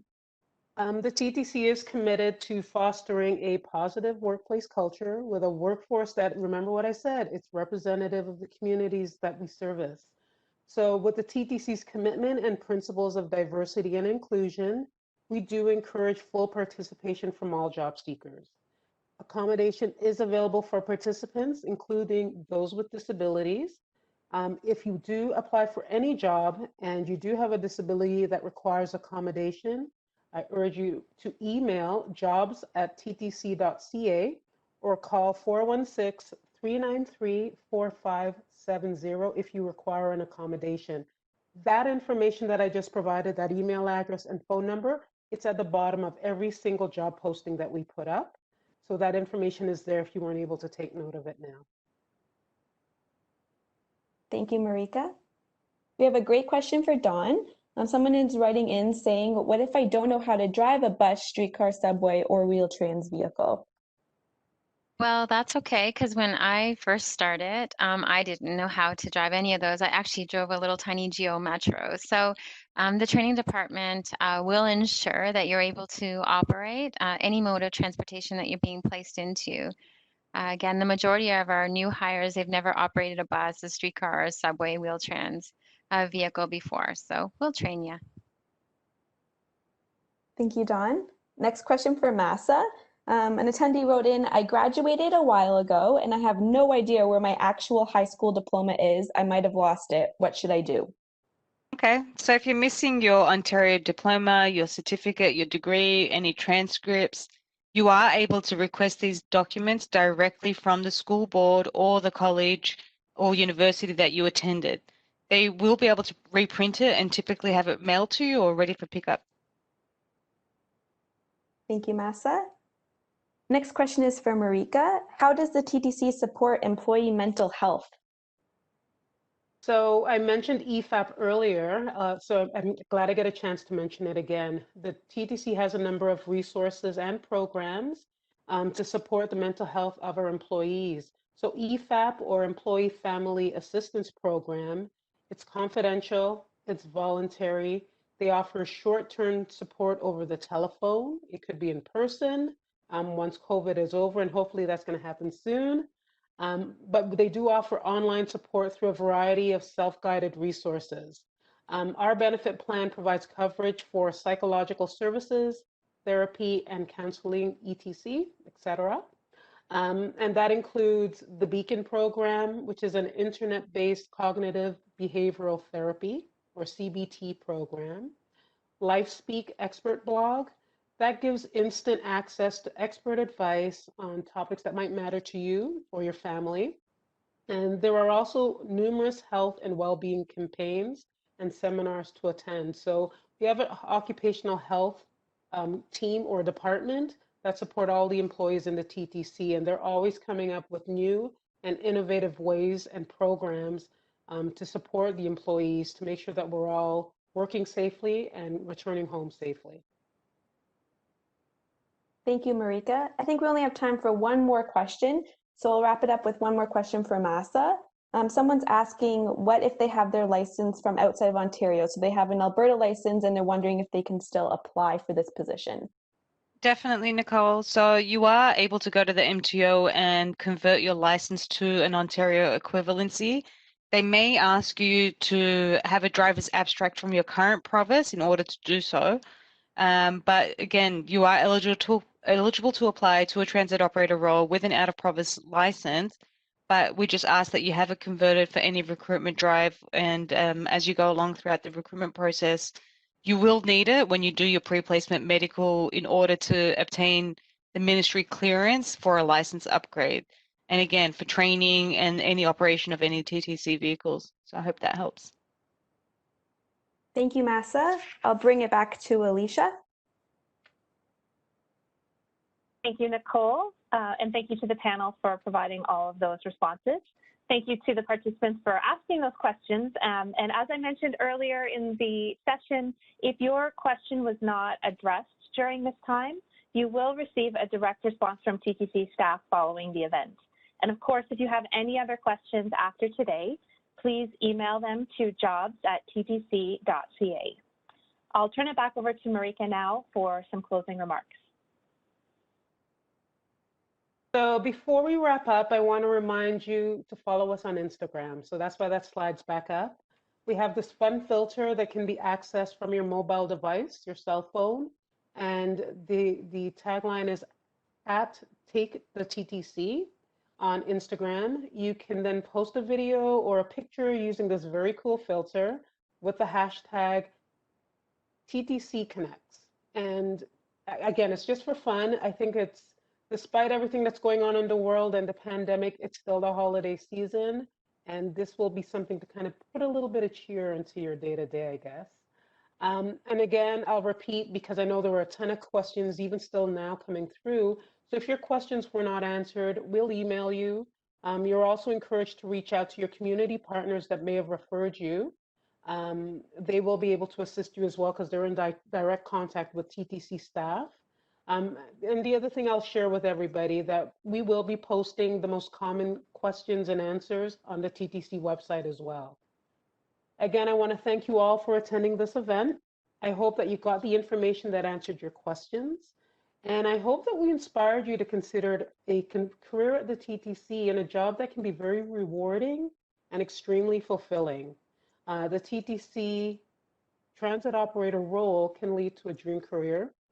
And it's a career that you can remain in as long as you want. So we have many staff or employees that have remained in this role until they've retired, or like some of the folks you heard on this panel today, it could be a job that's a stepping stone for you to help kind of follow your dreams. Thanks again for your time. I'm sending well wishes to you and your loved ones. Please stay safe and healthy during these very challenging times. Thank you.